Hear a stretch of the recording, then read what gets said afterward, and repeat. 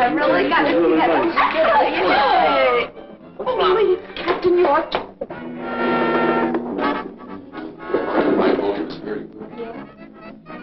I keep forgetting. He's not an officer, so I let him open the door. Right?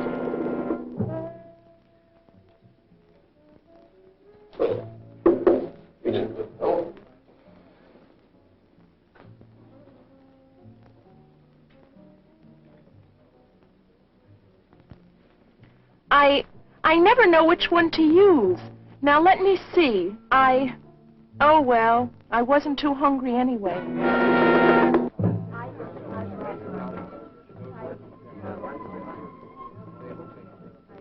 Oh, no. No one's talking to the guest of honor. Good manners, social grace, and courtesy are the mark of the successful servicewoman. They can also be used to describe successful people in all walks of life. Ed and I, we have so much trouble. Knowing what to do in specific situations is a matter of custom, instinct, education, and good taste. Some of them go on about the length of our skirts. You know, wow, I really thought I was going to catch it. Did she talk to you about it? Yeah, she talked to me about it. And wow, man, you could have knocked me over with a pin. Say, that's a beautiful dress. Where did you get it? Where did I... Oh, I bought it at Lorman's last Thursday. You know, I wish I could wear one of those. They're really cute, but, well, I guess they're a little young for me. But I thought, well, that you didn't dig. Oh, excuse me, ma'am. Well, that you didn't like mini skirts and clothes like that. No, now, that's not exactly right. We do have certain ideas about how you should look in your uniform. Yes, about the tailoring, the fit, and how it should be kept. And I guess sometimes we do express these feelings rather strongly. Yes, ma'am. But really, that only applies to your uniform. How you dress in your off-duty hours is another matter. Now, we do expect the girls to show good taste in everything they wear. But that really shouldn't keep you from expressing your own individuality or personality and selection of clothes, hairstyles, and makeup. Yes, ma'am. Take miniskirts, for example. I think they're great, and you look good in them. And I really feel the same way about a lot of the other new and exciting styles.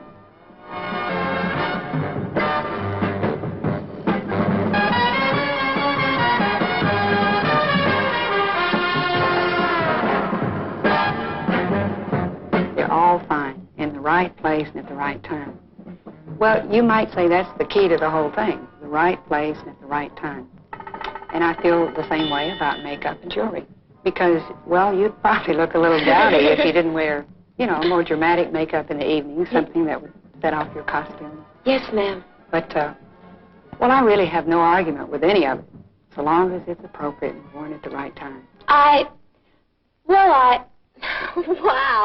I really never knew you thought that way about it, Captain York.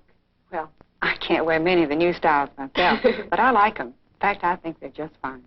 Well, between you and I, Captain York, a lot of the people around here would be very surprised. You know, some of the girls think that she's old-fashioned, and I don't know, you know, just out of it. Let me tell you something, girls. Anybody that thinks that about Captain York is like making really one big mistake. You know, she happens to be an absolutely groovy person and really a swinger. Boy, you really changed your mind about her in a hurry. Anyway, I'm glad to see that running into Captain York didn't spoil your evening. It didn't at all. Well, that's great, because mine was such a mess. Really? What went wrong? Everything that could possibly go wrong went wrong. You know, they were all little things, but boy, they really added up and wrecked my evening. The whole thing started in the restaurant. Even ordering the food was a big problem. No soup. No soup. Okay. And then, that's right. And then I will have the roast beef, please. Roast beef. Roast beef medium rare. And then I would like to have, No, I'm sorry. The gentleman would like the baked potato. I want a baked potato. Yeah. roast beef, sir? No. No, the lady would like to have the roast beef. I'm terribly sorry. Yes. No, it's all right. No, I would like the roast beef medium rare. Right. And then I would like to have... With the baked potato. No. Sour cream. It was a mess, all right. A real mess. And both of us talking at the same time. Wow. The orders got so mixed up, like it was just terrible. Well, that shouldn't give you any trouble, Sandy. That's really no problem at all. You can find out all about that kind of stuff in any book of etiquette. I can? Sure. Here, I'll explain to you how it works. All you have to remember is to always tell your escort what you'd like to have, and then let him place the order for you. That's right, Sandy. Just tell Frank. I would like the shrimp cocktail, please. Roast beef with a baked potato and a tossed salad. Very good. Good evening, sir. Madam. Did you care to order now? Yes, the lady would like the shrimp cocktail, roast beef, medium rare, the baked potato, and a tossed salad. What sort of dressing would you like on that? Oh, Russian, please. Russian. Listen to me giving you all the answers as if I knew all about it. Sandy, don't let it fool you. I get into plenty of messes myself. Do? I sure do. Well, just the other night, when I was on my way out with Tom... It was only a little thing, but it was so confusing.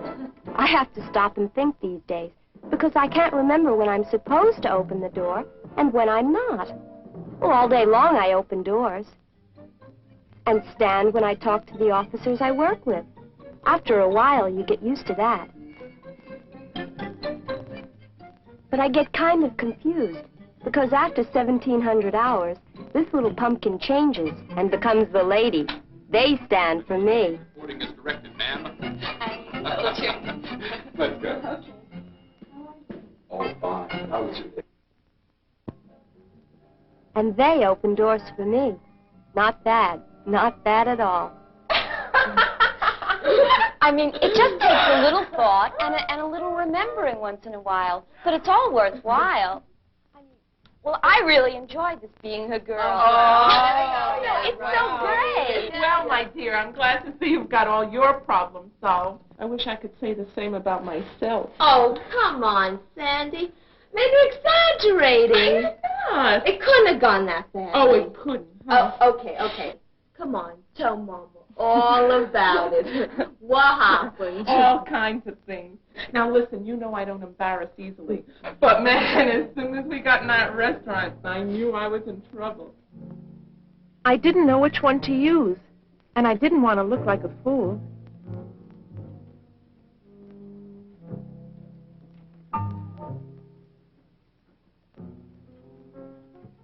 But that's easy, Sandy. You don't have to worry about a thing like that. I used to get bugged by that, too, but no more.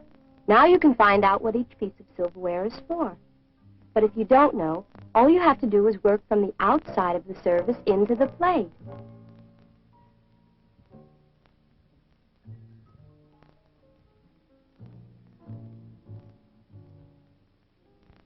That's right, Sandy. That's right. The outside one. But that wasn't all. Oh, there's my favorite chaplain. Excuse me a minute. I'll be right back. Hello, Chaplain Mills. How are you today? I'm so happy to see you. Oh, Chaplain Mills, I would like you to meet a friend of mine, Frank Parker. Frank, I would like you to meet Mrs. Come on, Sandy, you can do it. Just remember the rules. Always present the gentleman to the lady. In the military, it's the junior to the senior member.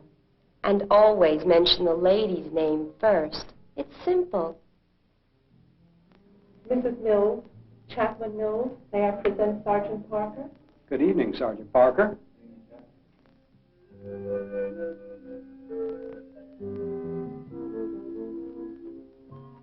People think it's easy, that there's nothing to the social responsibilities a girl has in the service. They just don't understand. I even had the same trouble with Tom.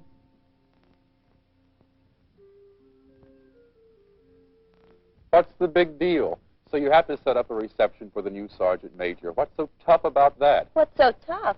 Well, you may not realize it, but there's a lot to setting up an affair like this. It just doesn't happen, you know.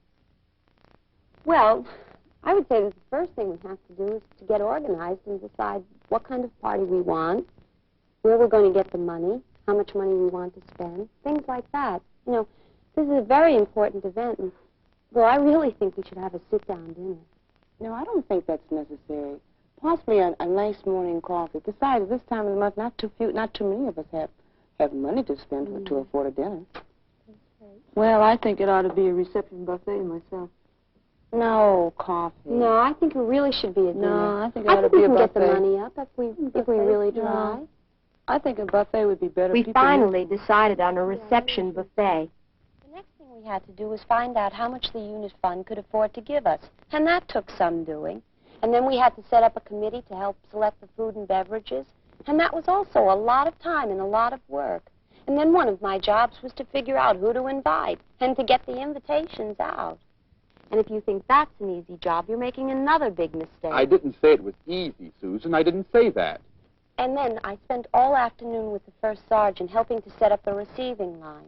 And then after that, we had to check and make sure everything was according to regulation. Well, I'm glad that's all over with. There'll still be 1,000 things to do at the reception itself. I mean, I'll be so glad when tomorrow's over. No, it really was wonderful after all. I told you you'd have a good time. What's there to do at a reception? Is that so? Well, let me tell you what can happen if all you think about is just having a good time.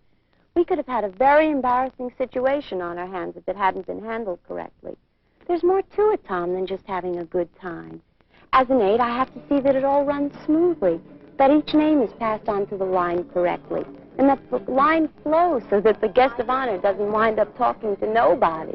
You know, getting people to mix and mingle is a very important part of any party. Fran, we purposely avoided having tables and chairs at this party so everybody would talk and mingle a lot more. And here are you girls having your own little private party going. Come on, get with it. Hey, girls, wouldn't you like to come and meet the new sergeant major? Come on, she's over there, okay? Hey, that does take a lot of doing, doesn't it? I'm sorry, sweetie. I didn't mean to put you down. Good appearance, social graces, personal development of this kind pays off in career advancement, social acceptance, and personal fulfillment. A pretty good deal.